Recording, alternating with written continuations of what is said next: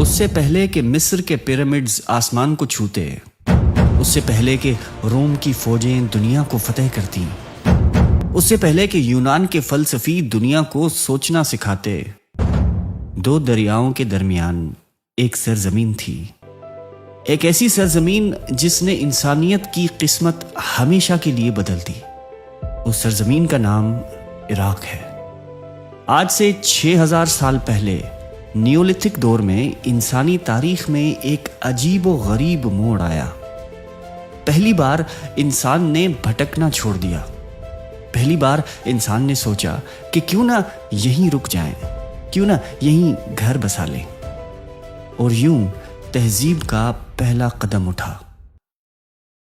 یہ عبیدی دور تھا جہاں کسان، خانہ بدوش چرواہے اور دریاؤں کے ماہی گیر ایک ساتھ مل بیٹھے اور انہوں نے ایک خواب دیکھا، ایک خواب جو دنیا نے کبھی نہیں دیکھا تھا، ایک مستقل شہر کا خواب، مٹی کے اینٹوں کے گھر اور آسمان کی طرف اٹھتے ہوئے انسانیت کی پہلی عبادت گاہوں کی عمارتیں۔ لیکن کہانی یہی نہیں رکتی۔ 4500 BC تک ایک پراسرار قوم ظاہر ہوئی۔ ان کی زبان دنیا کی کسی بھی زبان سے مختلف تھی، اور یہ لوگ کچھ ایسا کرنے والے تھے جو تاریخ کو ہمیشہ کے لیے بدل دے۔ اردو کا شہر، ارک کی دیواریں، ارک کے محلات، یہ صرف بستیاں نہیں تھی، یہ انسانی خواب کی پہلی تعبیر تھی۔ اور ان شہروں کی گلیوں میں انسان نے وہ سب ایجاد کیا جسے آج ہم تہذیب کہتے ہیں۔ تحریر، تاکہ خیالات صدیوں تک زندہ رہیں، ریاضی، تاکہ ستاروں کو شمار کیا جائے، قانون، ادب، فلسفہ، سائنس، یہ سب کچھ یہاں سے شروع ہوا تھا۔ یہی نہیں بلکہ سومیرینز نے دریاؤں کے بہاؤ کو اپنے تابع کیا، آبپاشی کے نظام بنائے، دور دراز تک تجارتی قافلے بھیجے، اور پھر ان شہروں میں سے ایک تاریخی افسانے نے جنم لیا، گلگمیش، ایک جنگجو بادشاہ جس کی داستان آج بھی گونجتی ہے۔ لیکن جہاں تہذیب پنپتی ہے وہاں ایک سایہ بھی اٹھتا ہے، خواہش کا سایہ، طاقت کا سایہ، جنگ کا سایہ۔ تقریباً 2500 BC میں لاگاش نامی شہر پہ اناٹم نامی حکمران حکومت کرتا تھا۔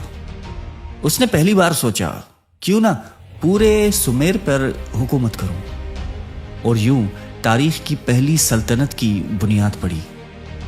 پھر آیا سارگون، اکیڈین سلطنت کا بانی، پہلا حکمران جس نے پورے میسوپوٹیمیا کو ایک جھنڈے تلے جمع کیا۔ لیکن سلطنتیں ہوا کے محل ہوتے ہیں، ہمیشہ کوئی بھی نہیں رہتا۔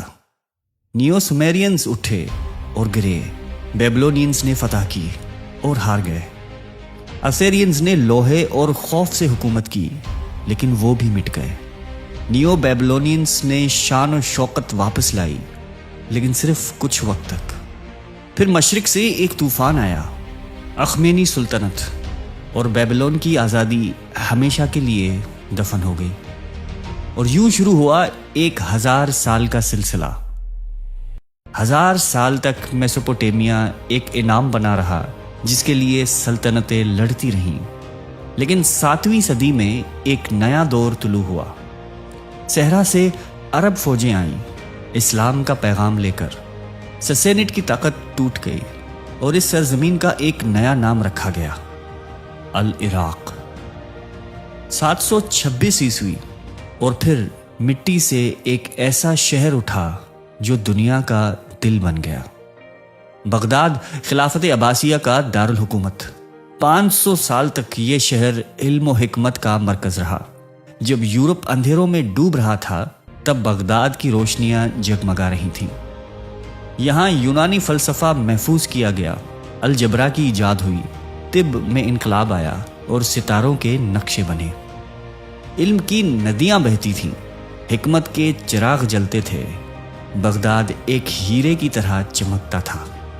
اور پھر آیا 1258، مشرق سے آندھی آئی، منگولوں کا طوفان، انہوں نے بغداد کو جلا ڈالا۔ گلیاں خون سے سرخ ہو گئیں اور علم کے وہ خزانے، وہ قیمتی کتابیں دریائے دجلہ میں پھینک دی گئیں۔ اتنی کتابیں کہ دریا کا پانی ہی کالا ہو گیا تھا، سنہری دور راکھ میں بدل گیا۔ صدیوں تک عراق کی شان مدھم رہی، سلطنت عثمانیہ کا ایک خاموش صوبہ بن کر رہ گیا تھا، اپنی سابقہ عظمت کا محض ایک سایہ بن گیا تھا۔ پھر پہلی جنگ عظیم نے سلطنت عثمانیہ کو توڑ دیا، برطانیہ نے قبضہ کر لیا۔ 1932 میں عراق کو بادشاہت ملی، لیکن آزادی صرف نام کی تھی۔ 1958 میں انقلاب کی آگ بھڑکی، بادشاہت گر گئی، جمہوریت قائم ہو گئی، لیکن 1968 تک ایک آدمی نے اقتدار پر قبضہ جمائے رکھا، صدام حسین۔ اس کی حکومت تباہی لے آئی، ایران عراق کی خونریز جنگ، گلف وار کی بربادی، پابندیوں کا دور اور عوام کی مصیبتیں۔ اور پھر 2003 میں امریکی فوجیں آئیں، صدام کی حکومت ختم ہوئی، لیکن امن آج تک دور ہے۔ آج عراق ایک دوراہے پہ کھڑا ہے، وہ سرزمین جس نے دنیا کو تحریر دی، قانون دیا، تہذیب دی، آج استحکام اور امن کی تلاش میں ہے۔